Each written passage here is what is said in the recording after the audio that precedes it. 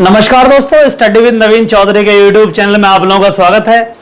और आज हम दूसरी क्लास शुरू कर रहे हैं जूरिस्प्रूडेंस सेकंड की, जो कि सेकंड सेमेस्टर का सब्जेक्ट है। और इसमें जो हमने आज टॉपिक लिया है वो टॉपिक है लेजिस्लेशन। लेजिस्लेशन का मतलब होता है विधयन या विधायन, या कह सकते हैं विधि निर्माण, ठीक है ना, मतलब कि मेकिंग ऑफ लॉ, है ना, इसको बोलते हैं लेजिस्लेशन। तो लेजिस्लेशन रिलेटेड बातें बताएंगे और उससे संबंधित जो तथ्य होंगे वो बताएंगे। एक तरह का लॉन्ग क्वेश्चन आता है इसमें, जो हमारा एलएलबी है उसके सेकंड सेमेस्टर का लॉन्ग क्वेश्चन आता है जो लेजिस्लेशन पे आता है। लेजिस्लेशन रिलेटेड जितनी भी क्वेरीज आती है ना वो हम यहाँ पे खत्म करेंगे आज। लेजिस्लेशन में क्या क्या होता है, कैसे नहीं, सही है। तो ज्यादा समय खराब ना करते हुए शुरू करते हैं लेजिस्लेशन। डेफिनेशन ऑफ लेजिस्लेशन कहती है कि लेजिस्लेशन जो है ये शब्द दो शब्दों से मिलकर बना है, जो कि लैटिन भाषा के शब्द हैं। एक का नाम है लेजिस और दूसरे का नाम है लेशियो। तो लेजिस का मतलब होता है विधि और लेशियो का मतलब होता है प्रस्थापना, मतलब विधि की प्रस्थापना, that is called as legislation, ठीक है। और ये शब्द कहां से लिए गए हैं, तो लैटिन भाषा के शब्द हैं। अब बताओ, by the Austin, according to Austin कहते हैं कि विधायन का तात्पर्य किसी प्रकार की विधि निर्माण प्रक्रिया से है, ठीक है, समझ में आ रहा है ना। According to the legislation it is a type of making a law, मतलब एक प्रकार का कानून निर्माण की प्रक्रिया से विधायन का मतलब होता है कि कानून बनाना, ठीक है। अगला कह रहा है सामंड, क्या कह रहे हैं कि सामंड के अनुसार कहते हैं बाय द सामंड विधायन जो लेजिस्लेशन है उसके तीन अर्थ हैं। It has three meanings. कौन कौन से? एक तो विस्तृत अर्थ है, that which is called as wide sense, विधायी की इच्छा, विश ऑफ लेजिस्लेटर, मतलब वो जो विधान बनाता है, दैट इज। तीसरा है संकीर्ण अर्थ, मतलब नैरो सेंस, मतलब तीन अर्थ हैं इसके। और तीन अर्थ में क्या क्या डिफाइन किया गया मैं बता देता हूं। जो इसका सबसे पहला जो विस्तृत है, विस्तृत अर्थ में इसके दो स्थितियां बताई गई। एक तो प्रत्यक्ष विधान जिसको बोलते हैं डायरेक्ट लेजिस्लेशन, एक अप्रत्यक्ष विधान है जिसको बोलते हैं इनडायरेक्ट लेजिस्लेशन। अब डायरेक्ट लेजिस्लेशन क्या होता है कि विधि को घोषणा द्वारा बनाया जाता है। कहने का मतलब होता यह है कि कोई भी विधि अगर निर्माण हो रही है और आपने घोषणा कर दी कि हाँ जी ये विधि बन गई। चलिए यहां से एक बात याद आ रही है, मैं आपको एक बात बताऊं संविधान संबंधित। क्या कि जो संविधान बना दुनिया में, सबसे पहला जो लिखित संविधान है वो अमेरिका ने अपनाया, सही है।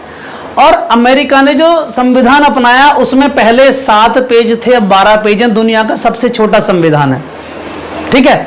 भारत का संविधान दुनिया का सबसे बड़ा संविधान है। ऐसा क्या डिफरेंस है कि उनके 12 पेज में उनका काम चल गया और यहां पे नहीं चला? पता है कुछ? तो यहां पे एक बात समझ में आती है कि वहां जो संविधान बनाया था वो केवल अमेरिका के लिए बनाया। उसे बोलते हैं USA, United states of America, संयुक्त राज्य अमेरिका, ठीक है ना। ये है, भारत है राज्यों का संघ। यहां पे क्या है कि जो राज्य हैं वो सेंट्रल गवर्नमेंट से जुड़े हुए हैं, मतलब हमारा संविधान सेंट्रल का तो है ही है, भारत देश का तो है। भारत देश में जितने भी संघ राज्य जुड़े हुए हैं उनके लिए भी संविधान उसी में बनाया गया है। लेकिन वहां पे क्या है, वहां पे ऐसा है कि अमेरिका में संविधान अमेरिका का अलग है और बाकी राज्यों का भी अपना अलग संविधान है। सभी के सभी एक ट्रीटी से जुड़े हैं जो कि अमेरिका से जुड़ी है, इसे उसको बोलते हैं यूनाइटेड स्टेट्स ऑफ अमेरिका, ठीक है ना। और हमारे यहाँ जो है हमारा बोला जाता है भारतीय गणराज्य, भारतीय राज्यों का संघ या रिपब्लिक इंडिया। समझ रहे नहीं, ये डिफरेंस है दोनों में। दूसरी बात क्या है, ऐसे बहुत सारे, अब समझ लीजिए यहाँ ये इतनी बकवास करने का मतलब इसलिए इतना है कि ये जो विधि है ये ना कि घोषणा द्वारा विधि, जो घोषणा जो विधि है ये, इसका जो लिंक है ना वो यहीं से होकर निकलता है। कैसे कि ये तो हो गए हमारे गणराज्य, मतलब स्वतंत्र राज्य। एक होती है राजसत्तात्मक, है ना, जहां पे राजा का शासन हो, जैसे सऊदी अरेबिया, इंग्लैंड, ब्रिटेन। अब ब्रिटेन में बोलते हैं कि लिखित संविधान नहीं है, अलिखित संविधान है। तो अलिखित संविधान का मतलब ये नहीं है कि वहां कुछ लिखा हुआ है ही नहीं कहीं भी। अलिखित संविधान का मतलब है कि वहां जो घोषणा महारानी ने कर दी, जो उन्होंने नियम बना दिए, उन्हें लिख लिया गया। जो उन्हें लगा घोषणा करके महारानी की ये नियम होना चाहिए, वो नियम लागू हो गए। तो ऐसा कहा जाता है कि इंग्लैंड में जो अधिनियमित विधि है, कहने का मतलब जिसे वहां का जो संविधान मंडल है वो विधानमंडल बनाता है, तो उसे तो कहते हैं संविधिक कानून, ठीक है ना। और जो अधिनियम महारानी बनाती है उसे कहते हैं कॉमन लॉ, है ना। तो ये डिफरेंस है। अब बात करें, चल दूसरी बात बताते हैं। एक छोटा सा उदाहरण, प्लीज समय वेस्ट नहीं कर रहा हूं, एक अच्छी जानकारी सुन लीजिए। उदाहरण ये है कि आप बात करिए सऊदी अरेबिया की। अगर सऊदी अरेबिया की बात करें तो सऊदी अरेबिया में होता ये है कि वहां का जो कानून है वो शरीयत है या कुरान के अनुसार चलता है। उन्होंने अपने कुरान को अपने हिसाब से ढाला है, अपने हिसाब से बताया है कि हाँ भाई हमारे यहाँ पे ये कानून होगा, आंख के बदले आंख, हाथ के बदले हाथ, उनका अपना नियम है। अब अगर बात करें टर्की की, तो टर्की में भी कुरान चलती है, लेकिन उनकी कुरान से अलग है, उनके नियम अलग है, उनके नियम अलग है, जबकि दोनों में राजसत्तात्मक राजशाही शासन है ना। तो अगर कहें कि वहां पे भी लिखित संविधान नहीं, राजसत्तात्मक है, तो उनका भी लिखित है, वो कुरान से चलते हैं, लिखा हुआ सब जगह पे है, ऐसा कहीं नहीं है कहीं लिखा हुआ नहीं है। तो चलता घोषणा के आधार पर क्या, तो यहां पे आई बात कि विधि को घोषणा द्वारा बनाया जाता है, वो कहती है प्रत्यक्ष विधायन, यानी खड़े हुए आपने घोषणा कर दी, आज से विधि मान्य होगी, प्रत्यक्ष विधायन। अब अप्रत्यक्ष विधायन, इस विधि को छोड़ करके, मतलब घोषणा विधि को छोड़ करके बाकी किसी भी तरह से अगर कानून बनाया जाता है तो वो कहलाता है अप्रत्यक्ष विधायन या इनडायरेक्ट लेजिस्लेशन। अंडरस्टैंड? इतनी सारी कहानी इसलिए सुनाई कि आपको थोड़ा सा पता होना चाहिए। दरअसल अगर आप बैकग्राउंड नहीं समझेंगे तो ये चीज समझ नहीं आएगी। मेरे को बस लाइन नहीं रटवानी है आपको, ठीक है। Let's start the next topic. क्या है, सॉरी नेक्स्ट पॉइंट क्या है, अगला है कि पहली होगी, इसमें बता दिया मैंने विस्तृत अर्थ में 2 अर्थ बता दिए, प्रत्यक्ष विधान, अप्रत्यक्ष विधान, ये विस्तृत है। अब दूसरा है विधायी की इच्छा, मतलब द विश ऑफ लेजिस्लेटर, यानी जो कानून बनाने वाला उसकी इच्छा क्या कहते हैं कि विधायी की इच्छा भी शामिल है, विधायी की इच्छा है उसके अनुसार भी लॉ बनेगा। और क्या है कि व्यवस्थापिका की प्रत्येक औपचारिक ध्वनि विधि मानी जाती है। इसकी लेजिस्लेटर की इच्छा तो है ही है, लेकिन जो व्यवस्थापिका है अर्थात जो हमारी सबसे बड़ी जो व्यवस्था देखती है, अगर उसने कोई ध्वनि, कहने का मतलब ध्वनि मत से उसने कोई कानून पारित किया है, आप बात करें तो संसद में बहुत सारे बिल ध्वनि मत से पेश होते हैं, पारित होते हैं, सॉरी बताते हैं ना कि ये बिल ध्वनि मत से पारित हुआ है ना, तो वो भी एक प्रकार का कानून ही है। कहने का मतलब व्यवस्थापिका के प्रत्येक औपचारिक ध्वनि वो भी विधि मानी जाती है, वो भी लॉ है, ठीक है। नेक्स्ट क्या है हमारा संकीर्ण अर्थ। संकीर्ण अर्थ ये कहता है कि केवल व्यवस्थापिका द्वारा विधि ही विधायन है, जो विधि व्यवस्थापिका बनाती है बस वो ही लेजिस्लेशन है, वो ही विधायन है, अन्यथा बाकी कोई भी विधि बनाए वो विधायन नहीं है, ना उसे माना जा सकता है।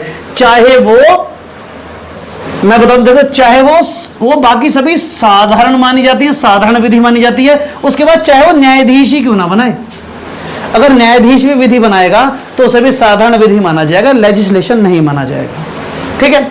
आगे कहते हैं क्या कि विधि को ना 2 हिस्सों में बांटा गया है ना, law is divided in 2 part, है ना। पहला क्या है, अधिनियमित विधि, जिसको कहते हैं विधानमंडल बनाया, अधिनियमित विधि बनाता है विधानमंडल, ठीक है ना। 2 तरह की विधि होती है, एक तो होती है अधिनियमित, दूसरी होती है अनधिनियमित। तो जिसे विधानमंडल बनाता है वो तो अधिनियमित विधि है, और इसके बाद जितनी भी विधि बनती है विधानमंडल के अलावा, चाहे वो न्यायाधीश बनाए, चाहे राज्य बनाए, चाहे कोई और बनाए, है ना, अगर उसे मतलब बनाने का अधिकार है, तो मैं आपको बताऊंगा अधिनियमित अधिनियमित में कौन कौन से आते हैं, अभी बताऊंगा आपको। तो बाकी सभी विधियां जो हैं वो सबकी सब अनिधिनियमित विधि में आती हैं या अनाधिनियमित विधि, ठीक है ना। जैसे अब कह रहे हैं कि सामंड के अनुसार विधायन को 2 भागों में बांटा जाता है, ठीक है ना। बाय द सामंड we divide legislation in 2 parts. First is सर्वोच्च विधायन which is called as supreme legislation, and second is अधीनस्थ विधायन which is called as subordinate legislation. Okay, now अगर बात करूं अधीनस्थ विधायन की, सबऑर्डिनेट लेजिस्लेशन की, सर्वोच्च विधायन तो सिंगल है, बट अगर आगे की बात करूं तो bye the Salmond the subordinate legislation also divided in 5 part, ठीक है ना। जो अधीनस्थ विधायन है इसे भी 5 हिस्सों में बांटा गया है। पहला क्या है अधीनस्थ विधायन है, तो सबसे पहला इसमें उपनिवेशिक विधायन है, जिसे कहते हैं कॉलोनियल लेजिस्लेशन। दूसरा है कार्यपालिका विधायन, मतलब एग्जीक्यूटिव लेजिस्लेशन। तीसरा है न्यायिक विधायन, मतलब जुडिशियल लेजिस्लेशन। अगला है नगरपालिका विधायन, मतलब म्युनिसिपल लेजिस्लेशन। और उससे आगे स्वायत्त विधायन, मतलब ऑटोनोमस लेजिस्लेशन। ये 5 प्रकार के लेजिस्लेशन हैं जो अधीनस्थ विधायन में आते हैं या सबऑर्डिनेट लेजिस्लेशन में आते हैं। ठीक है, अब इसके अंतर्गत क्या बात है, इसके अंतर्गत एक बात ये है, अब औपनिवेशिक विधायन क्या है, तो औपनिवेशिक विधायन मतलब कॉलोनियल का मतलब ये है कि जब अंग्रेज हमारे यहाँ पे उपनिवेश करने आए तो था ये कि उन्हें ब्रिटेन की संसद ने कानून बनाने का अधिकार दे दिया, लेकिन अगर वो गलत कानून बनाते तो उन्हें वहां की ब्रिटेन की संसद निरस्त कर सकती थी। स्टैच्यू ऑफ वेस्टमिनिस्टर बाद में 1931 में उन्होंने औपनिवेशिक विधानसभाओं को संप्रभुता बाद में दे दी कि अब आप सारा कानून बना सकते हो, लेकिन उससे पहले जो औपनिवेशिक थे, मतलब जो कॉलोनियल थी, उनको ये अधिकार था कि कानून तो बनाएंगे लेकिन अगर वो कानून गलत रहा तो ब्रिटेन की संसद उसे निरस्त कर सकती है। यह था औपनिवेशिक विधायन या कॉलोनियल लेजिस्लेशन। अगला था कार्यपालिका। कार्यपालिका मतलब एग्जीक्यूटिव लेजिस्लेशन, कहने का मतलब इसका मतलब है संसद द्वारा कानून बनाया जाना। संसद जितने भी प्रकार के कानून बनाती है वो इसके अंतर्गत आते हैं, जो कार्यपालिका एग्जीक्यूटिव लेजिस्लेशन के अंतर्गत आते हैं। अब न्यायिक जुडिशियल में, मतलब न्यायिक या जुडिशियल लेजिस्लेशन में क्या आता है, दरअसल होता यह है कि वो विधि जिसे जज या ज्यूरी बनाते हैं या न्यायाधीश या न्यायपालिका जितने प्रकार की विधि, दरअसल हर न्यायपालिका के अंदर उसका एक क्षेत्र आता है, उस क्षेत्र को मैनेज करने के लिए अपने हिसाब से वो कुछ कानून डेवलप करती है। वो जो कानून जो न्यायपालिका बनाती है वो कहलाते हैं न्यायिक या जुडिशियल लेजिस्लेशन। सही है। उसके बाद बात करें नगर पालिका की, जिसको बोलते हैं म्युनिसिपल लेजिस्लेशन। तो म्युनिसिपल लेजिस्लेशन के अंतर्गत एक स्थिति है क्या कि जहां भी नगर पालिकाएं हैं, जहां भी म्युनिसिपैलिटीज हैं, उसके अंतर्गत आने वाले समस्त क्षेत्र के लिए म्युनिसिपैलिटी कुछ कानून बनाती है, कुछ नियम बनाती है, कुछ विधि बनाती है, जिसके अंतर्गत उन नियमों का पालन करना, जैसे टैक्स लेती है कई प्रकार का म्युनिसिपैलिटी, है ना, वो उसका अपना क्षेत्र है, उसका अपना विधायी क्षेत्र है जिसके अंतर्गत वो कार्य करती है। तो नगर पालिका जो जितने प्रकार के भी विधायन बनाती है या जितने प्रकार के भी लॉ डेवलप करती है, लॉ जनरेट करती है, लॉ मेड करती है, क्रिएट करती है, वो सब के सब म्युनिसिपल लेजिस्लेशन के अंतर्गत आते हैं। अब लास्ट में आता है स्वायत्त विधायन या ऑटोनोमस विधायन। दरअसल संसद ने कुछ ऐसे क्षेत्र हैं जिन्हें स्वायत्तता दे रखी है अपने नियम खुद बनाने की, तो वो जो नियम खुद बनाते हैं वो स्वायत्त विधायन कहलाते हैं। जैसे कि रेलवे की कंपनियां, जो रेलवे का कार्य करती है वो कंपनियां। आप बात करिए यूनिवर्सिटीज अपने नियम खुद बनाती हैं, रेलवे कंपनी अपने नियम खुद बनाती हैं, ये अधिकार उन्हें संसद ने दिया है, इसलिए इसे स्वायत्त विधायन या ऑटोनोमस लेजिस्लेशन बोलते हैं। अब बात करें merits, what is the merits of legislation, इसके मतलब मेरिट्स क्या हैं, लेजिस्लेशन के विधायन के लाभ क्या हैं। तो सबसे पहला लाभ यह है कि प्राचीन विधियों में संशोधन या उन्हें समाप्त करने का अधिकार है। दरअसल ऐसा है कि भारत देश में किसी भी स्रोत को अधिकार नहीं है कि किसी भी पुराने बने लॉ को खत्म कर सके या परिवर्तित कर सके। ओनली लेजिस्लेशन एक ऐसी प्रक्रिया है या विधि निर्माण एक ऐसी प्रक्रिया है जिसके द्वारा किसी भी लॉ में परिवर्तन किया जा सकता है या उसे खत्म किया जा सकता है। ये तरीका, ये सबसे बड़ा फायदा है इसका कि प्राचीन जो विधियां चली आ रही हैं उनमें संशोधन या उन्हें समाप्त करने का अधिकार इस लेजिस्लेशन को है। दूसरा क्या है, सेपरेशन ऑफ पावर्स, मतलब कह सकते हैं आपके जो पावर्स हैं उनका बंटवारा या शक्तियों का बंटवारा कह लीजिए। कैसे कि जो विधायकों व न्यायालयों में विधि बनाने तथा लागू करने की शक्ति का विभाजन किया है इसने। क्या, जो विधायन बनाते हैं विधायक वो अलग, उसके बाद न्यायालय शक्ति बनाता है जो लागू करता है, मतलब एक ने लॉ बनाया एक ने उसे अप्लाई करवाया, दोनों की शक्ति अलग अलग है, कार्य एक ही चीज पे कर रहे हैं। तो इन दोनों की शक्तियों का जो विभाजन किया है ना वो लेजिस्लेशन के कारण ही हो पाया। अगला क्या है कि किसी नियम के विधि होने से पहले विधायन यह घोषणा करता है कि अमुक नियम विधि मान ली गई है। ठीक है, ये एक सीधी सी लाइन है, साफ याद कर लीजिए कि किसी भी नियम के विधि होने से पहले, है ना, कोई भी अगर लॉ बन रहा है तो उसे लॉ बनने से पहले जो लेजिस्लेशन है दैट इंट्रोड्यूस, मतलब यह घोषणा भी करता है, यह उसे परिचित कराता है, इंट्रोड्यूस कराता है कि यह जो अमुक नियम है ये विधि मान लिया गया है। अब ये विधि है, अब इसे विधि के तौर मतलब लॉ के तौर पे माना जाए। आगे क्या है कि संविधान उच्च स्तर का होता है, न्यायिक पूर्वोक्तियों की अपेक्षा अधिक संक्षिप्त, स्पष्ट, आसान, जिसमें सब समझ सकें। ठीक है ना, ये कह रहे हैं कि जो विधान है ना, संविधानिक विधान जो है वो उच्च स्तर का होना चाहिए और स्पष्ट होना चाहिए, ऐसा कि जो आसान भी हो और उसे सब समझ सकें, इसलिए लेजिस्लेशन की आवश्यकता पड़ी। दूसरा, विधेयन के द्वारा कभी भी विधि निर्माण किया जा सकता है। लेजिस्लेशन जो है, जो लेजिस्लेटर सॉरी विधेयन यानी जो लेजिस्लेटर है वो कभी भी विधि बना सकता है। ही कैन क्रिएट एवर, कभी भी मतलब सदा, वो सदा विधि बना सकता है ना, वो उसके पास अधिकार है विधेयन के पास। तो ये पांचवा इसका गुण है या पांचवा लाभ है, पांचवी मेरिट है। आप इसे एक लाइन में पढ़ लीजिए बस, क्या कि विधेयन के द्वारा कभी भी विधि निर्माण की जा सकती है। ठीक है, लॉ कैन क्रिएट बाई, क्या बोलते हैं इसे, लेजिस्लेटर एनी टाइम, कभी भी। ठीक है, तो ये था यहां तक। अभी हम इसके आगे का जो पोर्शन बचा हुआ है वो सारा कुछ अभी कवर कराऊंगा। मैं दोबारा इसको लिख के आपको बताता हूं ताकि आप इसे पढ़ भी सकें थोड़ा सा और मैं आपको बता सकूं। ठीक है दोस्तों, तो अब शुरू करते हैं इसके आगे। मैं इसको बोर्ड को जरा दोबारा तैयार कर लूं। ओके, चलिए दोस्तों आगे चलते हैं। इसके बाद आगे क्या होता है इसमें, लेजिस्लेशन में तो होता ही है कि हमने एक प्रथाओं के बारे में और लेजिस्लेशन दोनों के बारे में एक थ्योरी निकाली है कि विधायन और प्रथा का सापेक्ष महत्व क्या है, दोनों का महत्व है, relative importance of legislation over customs. तो इसमें ना हमने करीब 6 पॉइंट लिखे हैं। 6 पॉइंट में सबसे पहला पॉइंट है कि विधायन प्रत्यक्ष रूप से सिद्धांतों द्वारा जन्मा है, यानी विधायन का जो जन्म हुआ है वो सिद्धांतों द्वारा होता है, सिद्धांतों के आधार पर बना है विधायन, जबकि प्रथा अभ्यास द्वारा जन्मी है। ठीक है, ये डिफरेंस है। दूसरा क्या है, प्रथाएं वास्तविकता से प्राप्त होती हैं, प्रथाएं जो होती हैं वास्तविकता से, जबकि विधायन सभ्य समाज की देन है। जो बाद में सभ्य समाज आया उसने इसको बनाया कि विधायन होना चाहिए, विधि ऐसी बननी चाहिए जिससे कि समाज में दिक्कतें ना आए। प्रथाएं एक अलग चीज होती हैं और विधायन एक अलग। कस्टम्स मतलब जो पहले से चले आ रहे हैं, हमें जो सही लगा उसे हमने प्रथा बना दिया है ना, लेकिन जो विधायन है ना वो एक लॉ है, प्रॉपर लॉ है, मतलब उसी के अनुसार चलना चाहिए अन्यथा सजा दी जाएगी। दूसरा क्या है कि विधायन विधि का न्याय विकसित रूप है। जो विधायन है विधि का न्याय विकसित रूप, मैंने बताया विधायन मतलब कानून, विधि का जो न्याय विकसित जिस पर न्याय किया सकता है उसका एक रूप है, जबकि प्रथाएं विधि का प्राचीनतम परिवेश है। होता यह है कि पहले विधि नहीं थी तो प्रथाएं बनाई गई थी, जैसे कि हाँ घूंघट करना है, जैसे कि दहेज प्रथा थी, मतलब बहुत सारी प्रथाएं थी।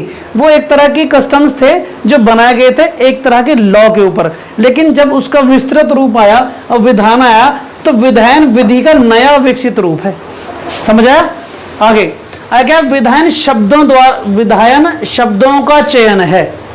विधायन में होता है कि विशेष शब्दों का चयन करके विधायन बना सकता, कुछ भी यूज नहीं करेंगे, जबकि प्रथाएं ऐसी नहीं होती। आगे, प्रथा मनुष्य के पारस्परिक संबंधों पर प्रकाश डालती हैं, जो मनुष्य के आपसी संबंध हैं उनके ऊपर प्रकाश डालती हैं, लेकिन जो विधायन है वो मनुष्य के पारस्परिक संबंध समाज के साथ कैसे हैं।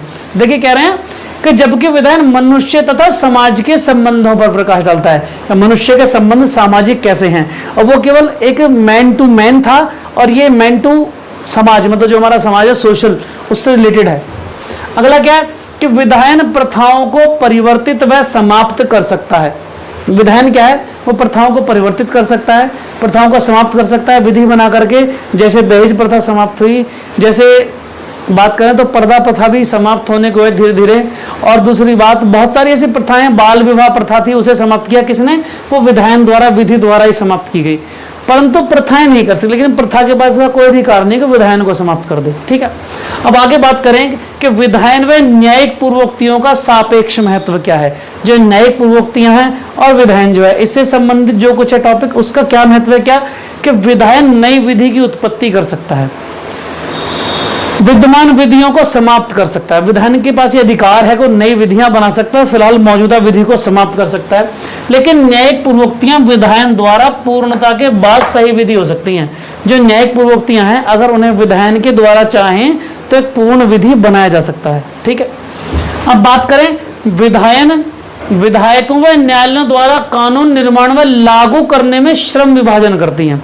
कहने का मतलब जो विधायन है वो सबका जो क्षेत्र कार्य जो पावर उन्हें डिवाइड कर दिया अलग अलग तौर पे, क्या आप ये कार्य करेंगे, आप ये कार्य करेंगे। लेकिन न्यायिक पूर्वोक्तियां इस मामले में श्रेष्ठ हैं, वो श्रम विभाजन नहीं करती, वो पहले से पूर्ण है, वो जिसे जो कार्य करना उसे ही करना है, फिक्स है वो। आगे बात करें कि विधायन की प्रकृति न्याय की आवश्यकताओं को पूर्ण करता है। विधायन क्या है, वो न्याय की आवश्यकताओं को पूर्ण करता है, मतलब जिस किसी को न्याय चाहिए उसमें 100% खरा उतरेगा।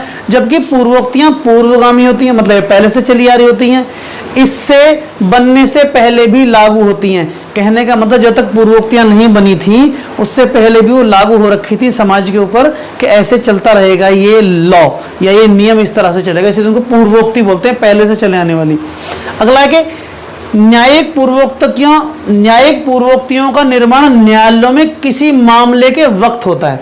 जब कोई स्पेशल मामला आता है तो न्यायिक पूर्वोक्तियों का निर्माण तो तब होता है कि हाँ जी अब इसका निर्माण, लेकिन विधायन कभी भी कानून बना सकता है। ये विधायन के द्वारा हम कभी भी कानून बना सकते हैं जो श्रेष्ठ होगा और न्यायिक होगा, लेकिन पूर्वोक्तियां वो कभी बनाई जा सकती हैं अकॉर्डिंग द सिचुएशन, जैसी उस वक्त व्यवस्था हो, जैसी उस वक्त स्थिति हो, उस अनुसार कोई भी न्यायाधीश अपने हिसाब से पूर्वोक्ति बना सकता है। अगला क्या है कि विधायन द्वारा निर्मित विधि पूर्वोक्ति द्वारा निर्मित विधि की तुलना में अधिक उत्तम होती है। ये बात सही है कि विधायन द्वारा बनाई जो विधि होती है वो अधिक उत्तम होती है। इसके दोष क्या हैं? अगर बात करूं तो विधायन की डीमेरिट्स क्या हैं कि विधायन से विधि कठोर हो जाती है। ठीक है, अगर विधायन से कोई विधि बनाई जाए तो कठोर होगी और अत्यधिक कठोर, लेकिन पूर्वोक्त जो विधि बनती है वो लचीली होती है या अपरिवर्तनीय होती है, तो फ्लेक्सिबल होगी या फिर उसमें चेंज नहीं कर सकते, इस तरह से होगी जो पूर्वोक्तियों से बनेगी विधि। दूसरा क्या है कि न्यायिक पूर्वोक्तियां अधिक व्यावहारिक होती हैं। जो न्यायिक पूर्वोक्तियां व्यावहारिक होती हैं, जबकि विधायन तथ्य आधारित होने के कारण इसके द्वारा निर्मित कानून अपूर्ण होते हैं। यह व्यावहारिक बिल्कुल नहीं होता, ठीक है ना, ये कठोर होता है। आगे तीसरा है कि विधायन में शब्दों पर अधिक बल के कारण कानून दोषपूर्ण हो सकता है। विधायन के अंदर क्या होता है, जो स्पेसिफिक वर्ड्स है ना उन पे पूरा बल दिया जाता है कि आपने ये कहा है तो इसका मतलब ये निकलेगा और इससे आपको ये सजा दी जा सकती है। अब हो सकता है उसने कहा कुछ और हो, समझ कुछ और आया हो, लेकिन कानून के अकॉर्डिंग उसे कोई और सजा दी गई हो तो कानून दोषपूर्ण हो गया ना। तो इस कारण से कहते हैं कि विधायन में शब्दों पर अधिक बल के कारण कानून दोषपूर्ण होता है, जबकि न्यायिक पूर्वोक्तियों में वास्तविकता पर बल दिया जाता है। जो रियलिटी होती है न्यायिक पूर्वोक्ति में उस पर ध्यान दिया जाता है कि रियलिटी थी क्या वास्तव में, उसके अकॉर्डिंग निर्णय दिए जाते हैं। ठीक है, आगे इसका सारांश क्या, सारांश निकल के ये आता है कि विधि के स्रोत के रूप में विधायन को अधिक महत्व दिया गया है। इसके दो कारण हैं। ठीक है, इसके दो कारण में पहला कारण ये है कि विधानमंडल निर्मित विधि ही कानून है, मतलब जो विधि विधानमंडल बनाता है वही कानून है, ये फिक्स है। इसलिए एक तो कारण ये है कि विधायन द्वारा जो कानून बनाया जाता है उसको महत्व दिया जाता है। इसे राज्य की संप्रभु शक्ति का बल प्राप्त है, क्योंकि जो विधानमंडल है उसे राज्य की संप्रभु जो सोवरेन पावर है, जो सोवरेन पावर है उसका उसे अधिकार प्राप्त है। इस कारण से ये कानून, ये अधिकार है नहीं कि कानून बना सकें विधायन से। हाँ, दूसरा क्या है, दूसरा यह है कि विधानमंडल के सदस्य जनप्रतिनिधि होते हैं। विधानमंडल के सदस्य जनप्रतिनिधि होते हैं, जनता ने चुन के भेजती है। इस कारण से उन्होंने जो कानून बनाया होता है ना उसे भी पारित विधि को ही लोकमत प्राप्त होता है, उस विधि को भी इस प्रकार का लोकमत प्राप्त होता है क्योंकि उसे इन लोगों ने बनाया है। अतः एट लास्ट में हम ये कह सकते हैं कि जो जितने भी अन्य स्रोत हैं विधायन के अतिरिक्त कानून या लॉ बनाने के, वो सब इसके मुकाबले कम हैं। अतः लास्ट में ये कहते हैं कि जो विधायन है वो सर्वश्रेष्ठ है, सर्वश्रेष्ठ स्रोत है अन्य स्रोतों के मुकाबले विधि बनाने में। ठीक है दोस्तों, तो ये था विधायन यानी कि हमारा जो जूरिस्प्रूडेंस का चैप्टर है विधायन यानी कि लेजिस्लेशन और से रिलेटेड जितने भी पॉइंट्स थे वो। ठीक है दोस्तों, तो प्लीज़ इस वीडियो को देखिए, लाइक कीजिए, सब्सक्राइब कीजिए। मैंने काफ़ी मेहनत किया आप लोगों के लिए इस वीडियो को बनाने में, दूसरा अपने लिए भी किया है क्योंकि मेरा भी एग्जाम है दोस्तों। तो प्लीज़ आप मुझे कमेंट्स भी कीजिए कि वीडियो कैसी थी और आपको कैसी लगी। ओके दोस्तों, तो ये मेरा वीडियो देखने के लिए आपका बहुत बहुत धन्यवाद। अब मैं नई वीडियो जल्दी लेके आऊंगा ताकि आप और अधिक पढ़ सकें थोड़ा सा। और प्लीज़ पढ़ते रहिए क्योंकि 10 जुलाई के बाद एग्जाम्स हो सकते हैं, यूनिवर्सिटी डिक्लेयर कर चुकी है। हो ना हो बात की बात है, पर हो सकते हैं, इसलिए पढ़ते रहिए। ठीक है दोस्तों, तो धन्यवाद।